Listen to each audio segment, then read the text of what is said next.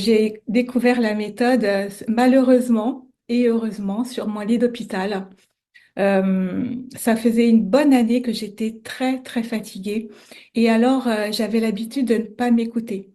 Et j'y suis allée vraiment en force. Et en fait, je me rendais compte que depuis toute petite, j'y vais en force.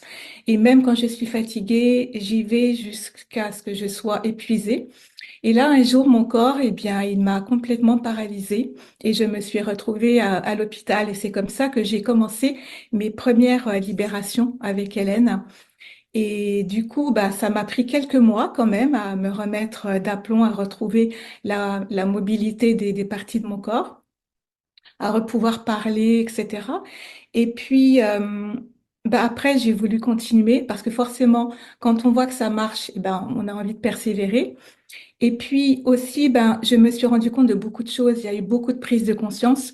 Moi, je viens d'une famille où il y a énormément de dépression, où il y a des suicides aussi. Et je me suis dit, bon, j'étais en totale insécurité. En fait, j'ai compensé. Je l'ai interprété comme ça. J'ai, comment dire, j'ai soigné, on va dire, mon insécurité par la force. Et là, d'un coup, j'avais une méthode qui se présentait à moi où tout était simple. Et bah, comme les filles ont partagé, moi je suis aussi quelqu'un à la base très dans le mental. Et là, j'avais un outil où j'avais plus besoin de faire intervenir mon mental, c'était mon corps. Et du coup, mon corps ne pouvait pas me mentir. Et ça a été vraiment une révélation pour moi. Donc du coup, maintenant, c'est, comme tu le disais, Hélène, c'est un outil que j'utilise tous les jours quand j'en ressens le besoin. Je me connecte et ça me donne bien sûr la libération, mais aussi beaucoup de sécurité et aussi cet amour que je n'avais pas de moi.